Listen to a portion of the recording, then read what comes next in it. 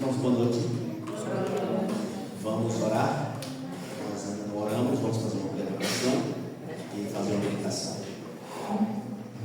Senhor Deus, te agradecemos porque nos trouxeste a sua casa de oração. Amém. Neste momento vamos ter alguns momentos de meditação da sua palavra. Que nossa mente e nosso coração se abra para que possamos estudar esse tema tão profundo que os anjos se deleitam a estudar, que será o tema da eternidade, que é a salvação e a graça que o Senhor concedeu ao homem através do seu Filho Jesus. Ajuda-nos para que aquilo que vamos estudar possa realmente fazer sentido e possa ser o alimento para o nosso corpo espiritual. Rogamos que o Espírito Santo nos conduza em nome de Jesus. Amém. Muito bem, boa noite, irmãos. Nós iremos tratar de um tema muito simples, uma meditação, e o tema é crescimento em Cristo, certo? Esse é o nosso tema de hoje. Para isso, eu queria convidá-los a ler alguns textos comigo, por favor. Vou aqui um papelzinho rapidamente. O primeiro texto está em Efésios, capítulo 4, verso 13 a 15.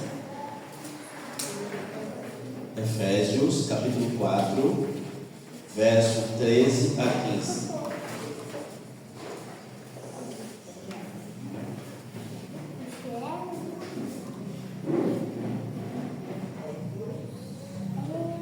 Podemos fazer a leitura desse primeiro texto? Nós estamos aqui com três textos para a gente ler e depois então fazer algumas considerações.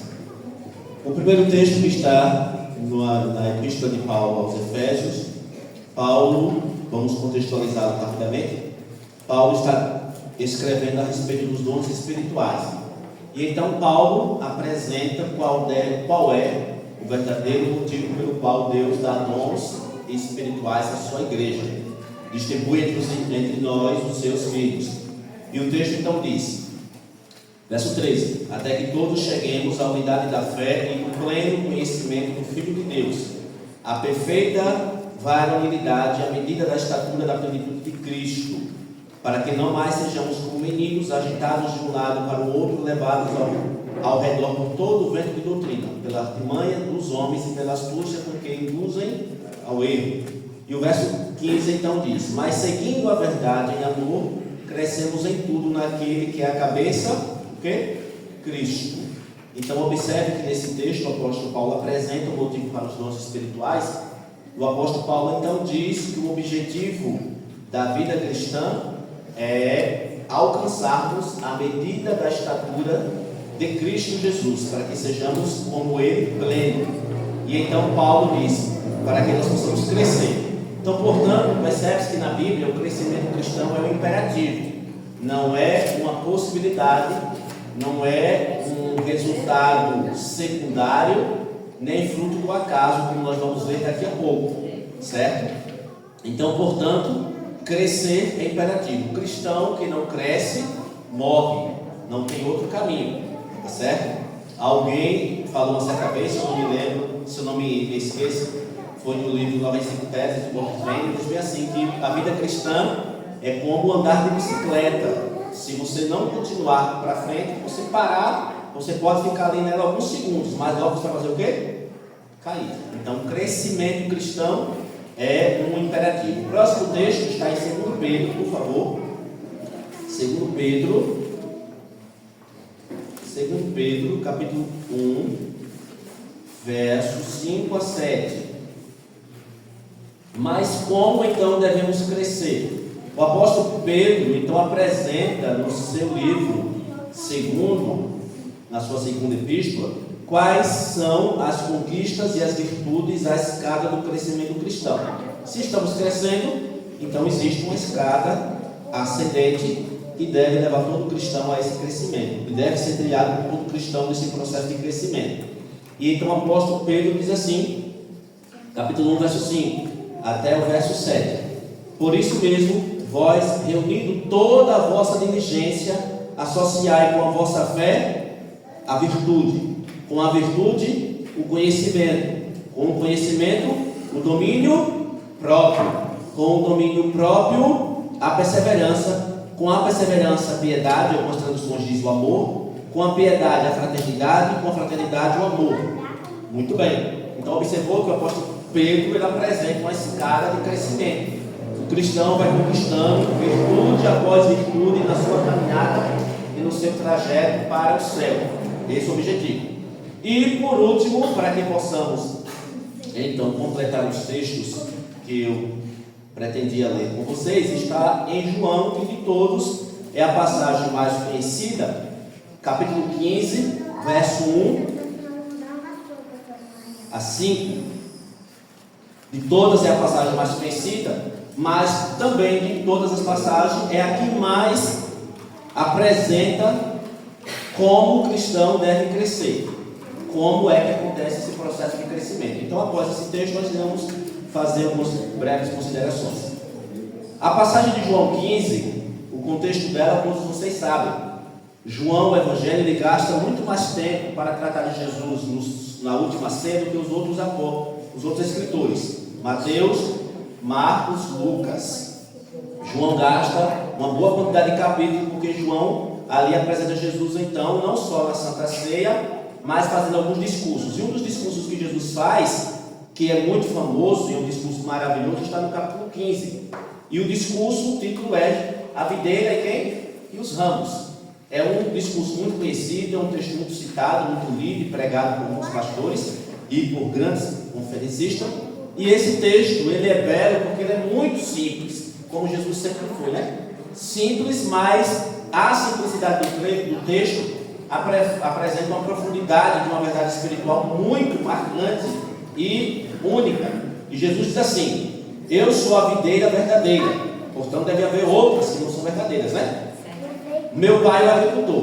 Todo ramo que estando em mim não der frutos, ele corta, e tudo que dá fruto limpa, para que produza mais fruto ainda. Aí Jesus diz: vocês, relacionados aos apóstolos, já estáis limpos pela palavra que vos tenho falado. Continua o mestre: permanecei em mim e eu permanecerei em vocês. Como não pode o ramo produzir fruto de si mesmo, nem vós podeis dar, se não permaneceis em mim. Eu sou, como não pode o ramo produzir fruto de si mesmo, se não permanecer na videira, assim nem vós podeis dar, se não permaneceis em quem? Em mim. Então Jesus conclui dizendo: eu sou a videira e vós os ramos. Quem permanece em mim e eu nele, esse dá muitos frutos. E aí vem a declaração uma das declarações mais poderosas do Evangelho em relação ao crescimento cristão. Porque sem mim nada podeis fazer. Jesus não disse: sem mim vocês não podem fazer algumas coisas. Jesus não disse: sem mim vocês talvez consigam fazer algumas coisas. Jesus é bem enfático: sem mim vocês não podem fazer nada.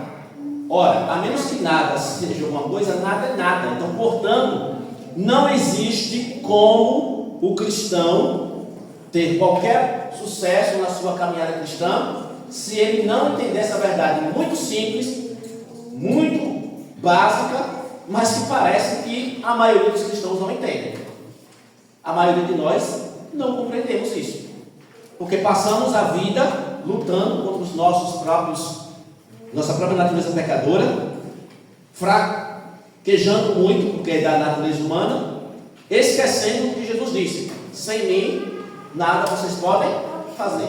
E muitos, por perceber que sua natureza pecadora é terrível, e é terrível mesmo, desanimam-se e acabam abandonando o caminho do mestre. Então, com base nisso, eu queria fazer algumas considerações, e o meu estudo está com base no capítulo 8 do livro Caminho a Cristo.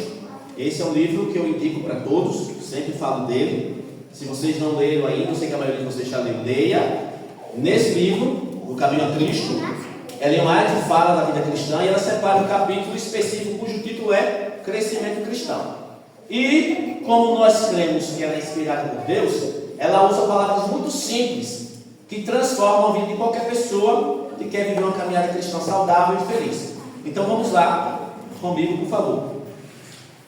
Tópico primeiro: quando nós começamos a vida cristã ela pode ser dividida em dois momentos básicos, importantes. O primeiro momento é da conversão, que o apóstolo Paulo chama de justificação pela fé. É quando nós aceitamos Jesus como nosso Salvador pessoal e Ele então nos perdoa e coloca sobre nós a sua justiça, de modo que nós somos plenamente aceitos por Deus. A Bíblia exemplifica esse dado por muitas parábolas, por muitas maneiras. Há um texto em Zacarias, no Antigo Testamento, capítulo 3, que fala do sumo sacerdote Josué, que é um dos textos que mais exemplificam isso. Em casa vocês podem ler. Mas a vida cristã não encerra no momento que o homem ou a mulher sai do tanque batismal e aceita Jesus. Correto? A Bíblia usa até uma metáfora, o nascimento.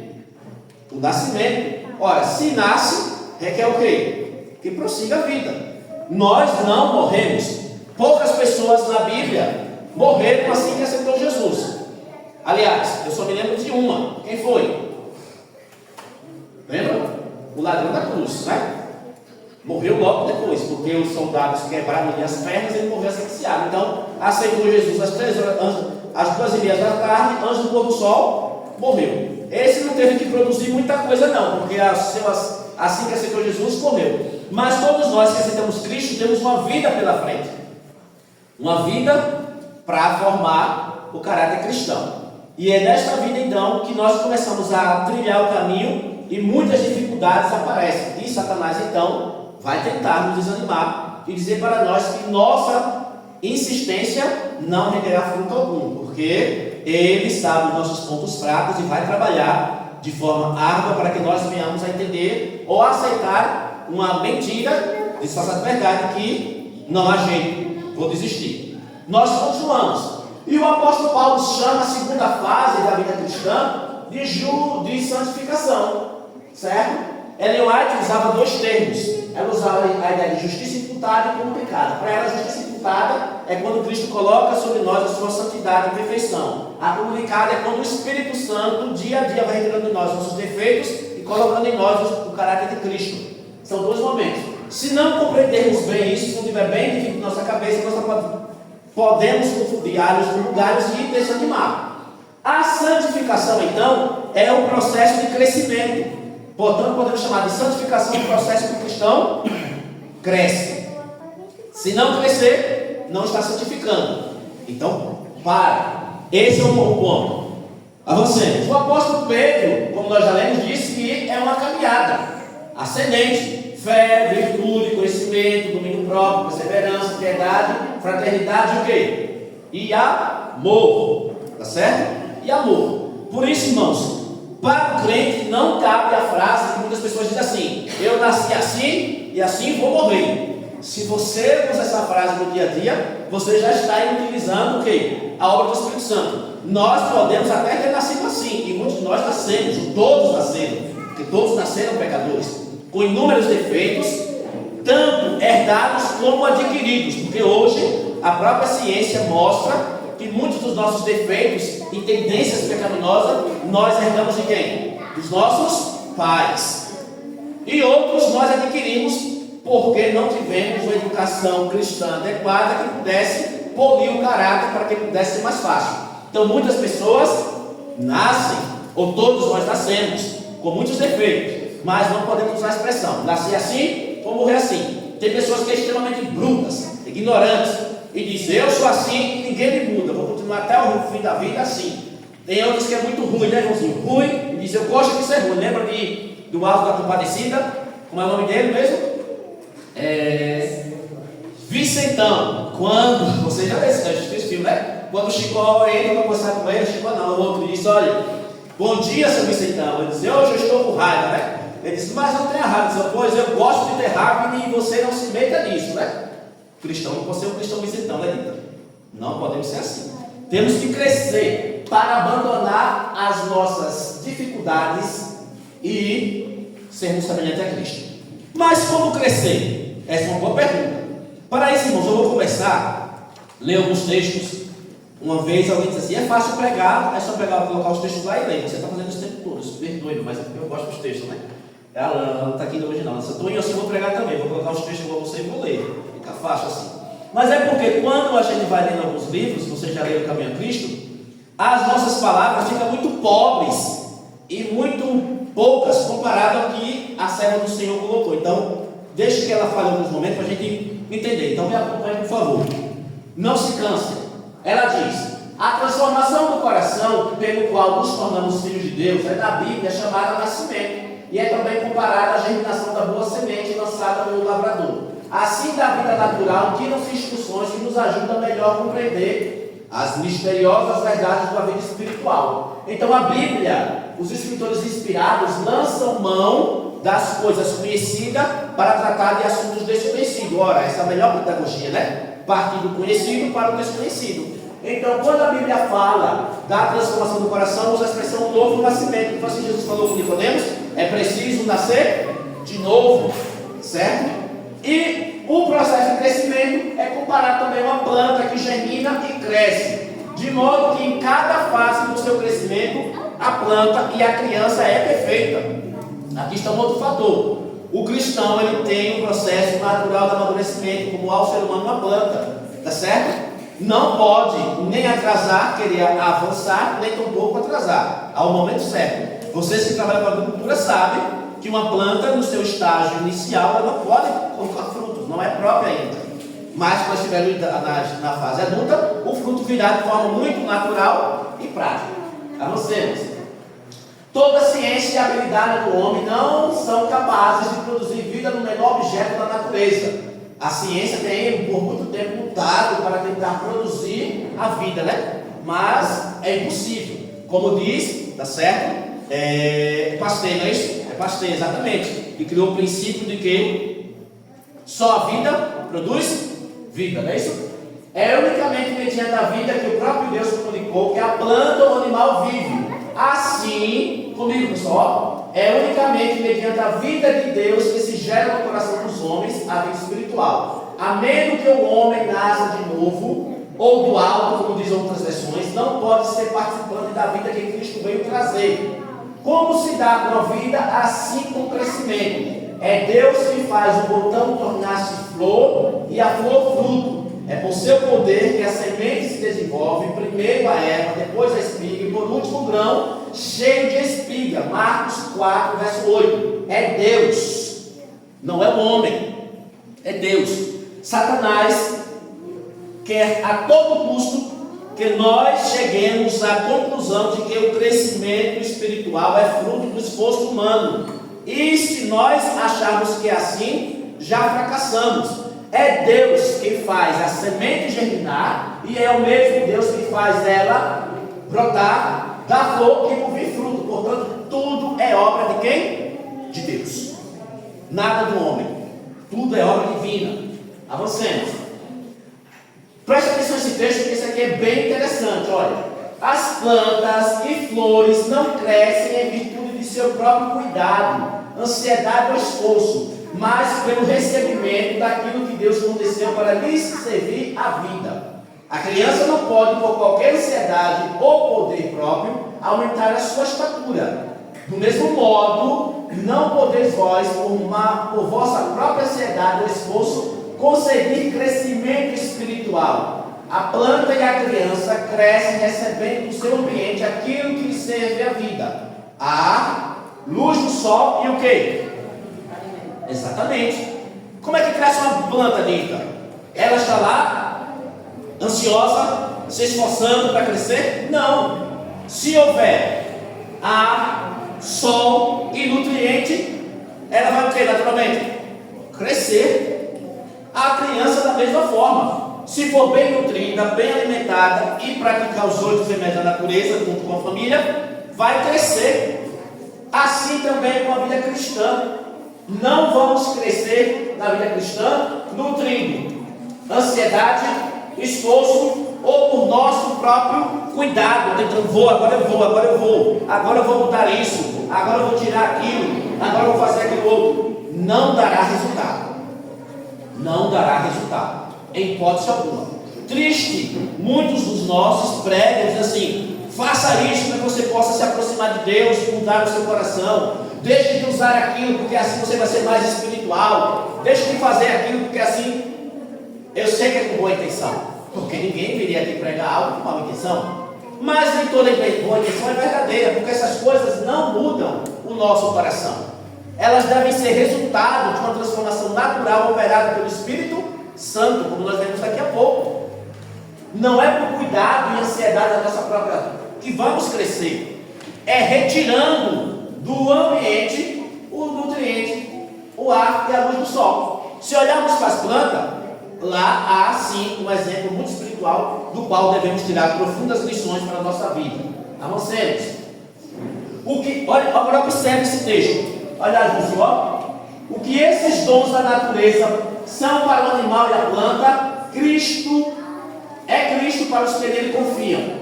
Ele é luz perpétua, sol e escudo. Será para Israel como orvalho, descerá como a chuva sobre a erva ceifada. É ele a água viva, o pão de Deus que desceu do céu e dá vida ao mundo. No dom incomparável de seu Filho, Deus envolveu o mundo todo numa atmosfera de graça tão real quanto o ar que circula ao redor do globo. Todos os que exprimem essa atmosfera verificante hão de viver e crescer até a estatura completa de homens e mulheres em quem? Em Cristo. Ellen White então diz: o que o sol, o ar, a chuva, o alimento e os nutrientes é para as plantas e os animais, Cristo é para quem? Para os seus seguidores. Ele é o sol da justiça, ele é o pão vivo que desceu do céu, ele é o dom de Deus.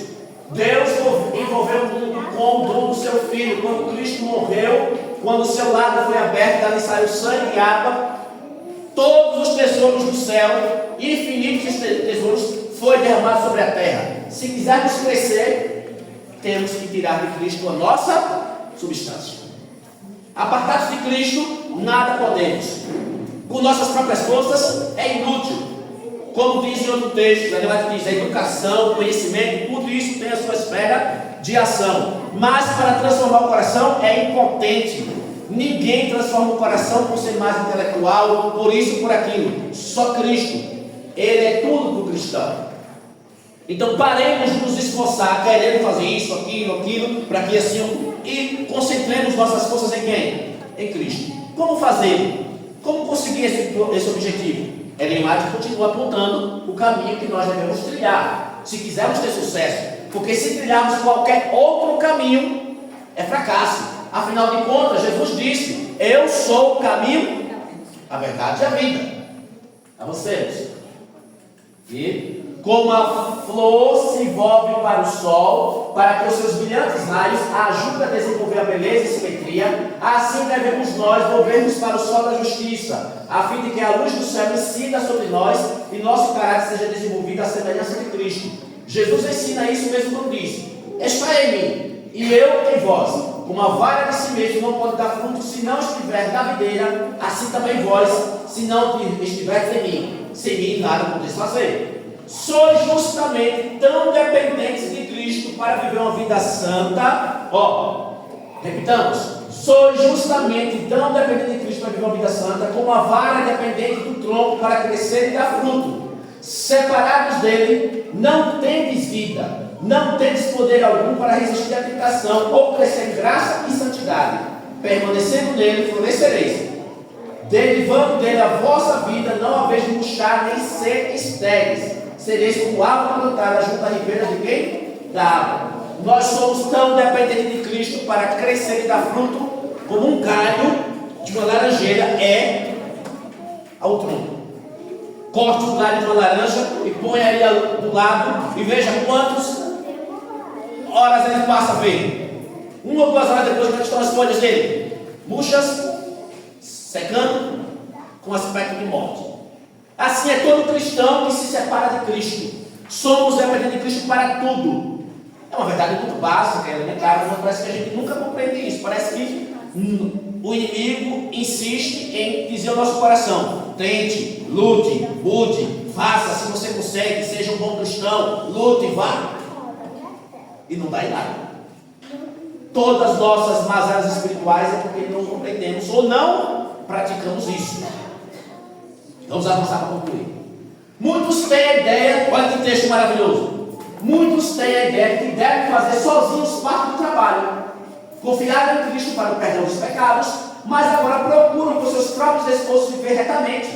Mas qualquer esforço como este terá de quê? Forte, né? A gente até se converte, permite a expressão de nos converter, mas depois diz, agora eu vou fazer, né? Agora Deus, fica aqui, agora é comigo, né? Tu já me trouxe, eu me batizei, agora deixa que eu faço, não é assim? Vamos fracassar. Diz Jesus, sem mim nada podereis fazer. Nosso crescimento na graça, irmãos, olha esse texto maravilhoso. Nosso crescimento na graça, nossa felicidade, nossa utilidade, tudo depende de nossa união com Cristo. É pela comunhão com Ele todo dia, toda hora, permanecendo nele, que devemos crescer na graça. Ele é não somente o autor, mas também o consumador de nossa fé. É Cristo primeiro, por último e sempre. Deve estar conosco não só ao princípio e ao fim da nossa carreira, mas cada passo do caminho. Diz Davi, tenho posto o Senhor continuamente diante de mim, por isso que Ele está à minha direita, nunca o quê? Vacilarei. Davi entendia isso. Pus o Senhor sempre diante de mim, Ele está à minha direita, por isso não vacilarei. Temos que entender isso. Isso é central, isso é crescimento. Para nós chegarmos aos pontos finais, vamos lá. Perguntais, mas como eu vou permanecer em Cristo? Porque parece muito subjetivo. Vamos ver prática, porque até agora parece muito subjetivo. E muitas vezes nós falamos e pregamos, mas fica no campo da subjetividade. E na prática, como é que um cristão na prática recebe Cristo e vive nele? A própria autora no seu livro responde. Como é que fazemos isso?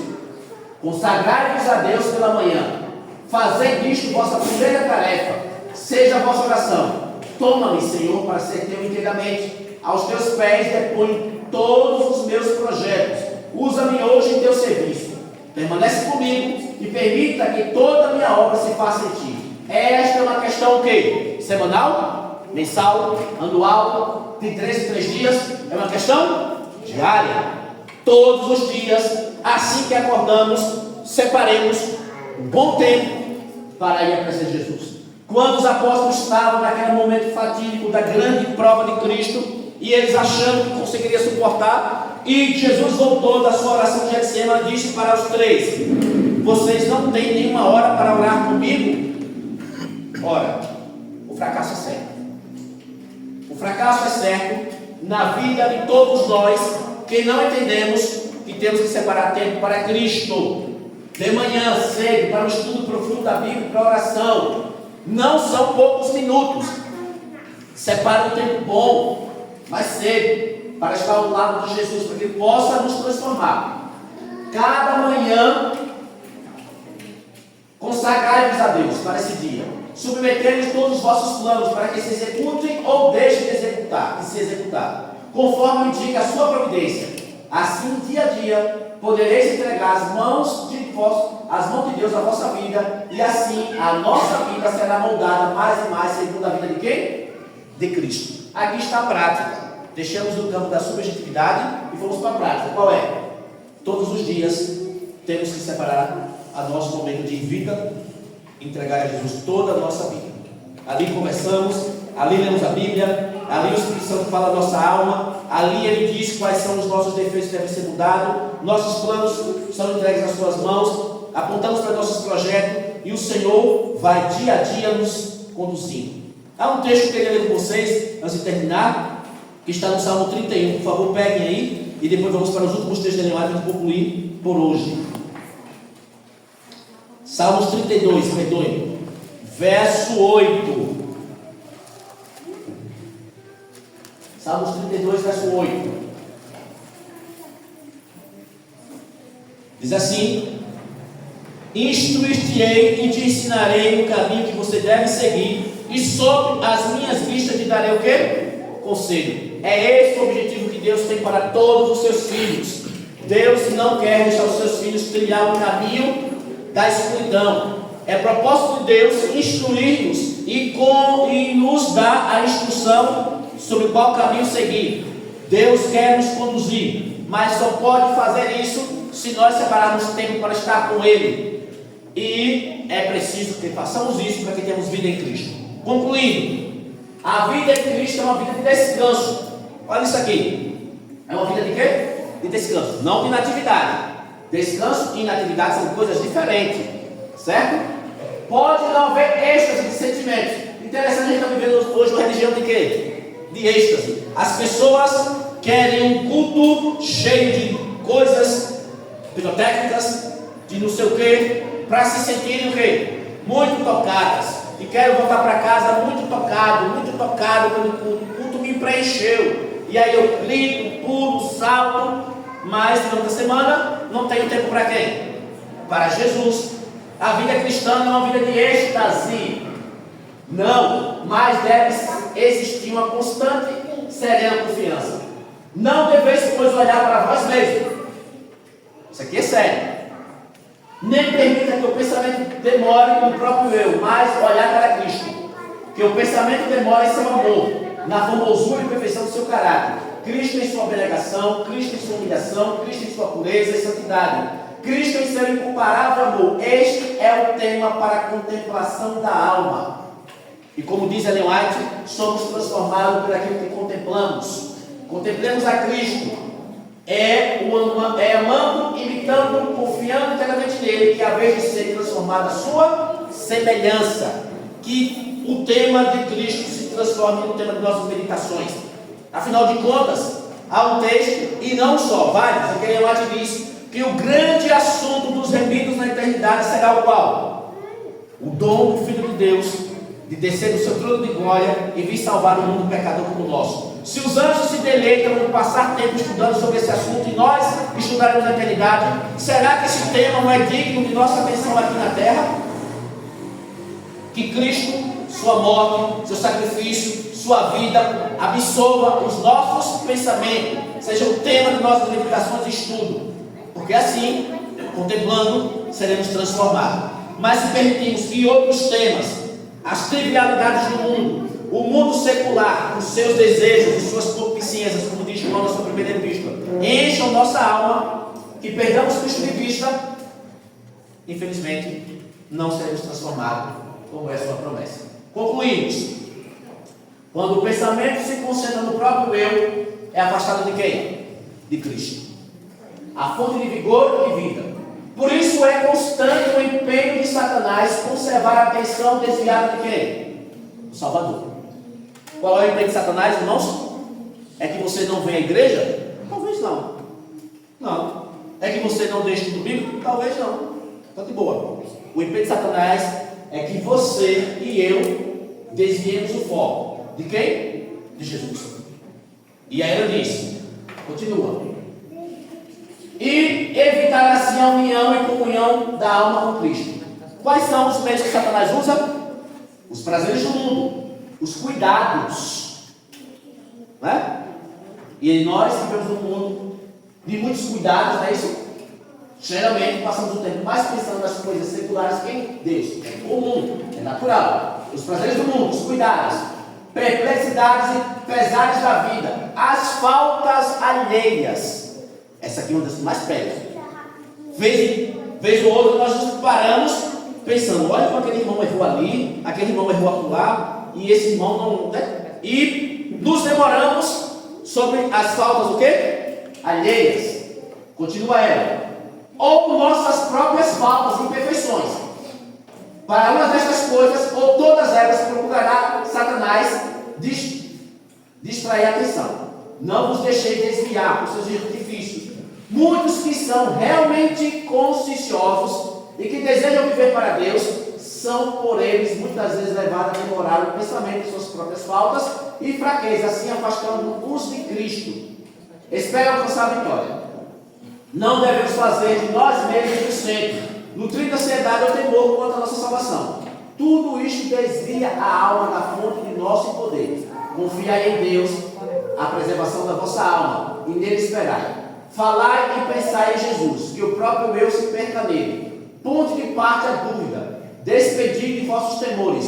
Dizei como o apóstolo Paulo: vivo não mais eu, mas Cristo vive em mim. E a vida que agora vivo na carne, vivo-a no Filho de Deus, o qual me amou e se entregou a si mesmo por mim. Repousai em Deus, Ele é capaz de guardar aquilo que lhes confiaste. Se vós abandonardes suas mãos, ele vos tornará mais entendedores por aquele que vos amou. Irmãos, que nós possamos nos perder em Cristo. Parece uma fase língua, né? Mas é assim mesmo. Que nossa mente mergulhe em Cristo, na vida dele, em tudo que ele fez. E mais um cuidado. A autora não colocou. Cuidado com a religião, que ela é igual remédio. Sabem disso, né? O remédio é a dose do quê? Certo. Se você tomar demais, envenena. Se tomar demais, menos não tem efeito. Tem pessoas que é muito mais religioso do que cristão. A religião também pode tirar a gente de quem? De Cristo. Focamos tanto na nossa suposta religião para cumprir requisitos religiosos e tal, que nosso foco não está em quem? Em Jesus. Tudo deve apontar para Ele. Qualquer coisa que Satanás colocar, não, isso não acontece. Acontece sim. Os fariseus eram por demais religiosos. Eram tão religiosos que não tinham tempo para quem? O Salvador. E tão religiosos que eram. Uma certa vez Cristo curou um homem no sábado e eles falaram: não é Messias, porque se fosse não estaria curando. Vamos matá-lo. Está vendo aí? Cuidado com a religião. Ela é um instrumento de Deus que deve ser usado com sabedoria. Mesmo nós que estamos na religião verdadeira. Temos que ter cuidado. Certo? Que o Senhor nos abençoe. E que Cristo possa ser o centro de nossa vida. E assim crescermos, e como diz o apóstolo Paulo, alcançar a estatura plena de Cristo. E um dia, quando Ele vier, nosso crescimento será pleno dele. Mas não vamos parar de crescer, porque mesmo na eternidade, continuaremos crescendo. Vamos fazer uma breve oração e nos despedir. Eterno Deus, graças te damos por este estudo breve da sua palavra. Vimos que Cristo é tudo para aqueles que confiam nele. Ele é o sol da justiça, ele é o pão, é o alimento. Que nossa mente se concentre nele e possamos logo pela manhã separar nossas horas de comunhão, de conversa, como Moisés, de amizade e de companheirismo com o Senhor, para que as suas virtudes, o seu perfeito caráter, passe a ser também o nosso. Que possamos tirar de nossa mente toda dúvida, todo temor, e que possamos nos esforçar aqui. É aqui que temos que nos esforçar, para separar tempo para estar com o Senhor, para que assim o Senhor tire de nós tudo aquilo que desagrada a sua pessoa. Nós pedimos isso em nome de Jesus. Amém.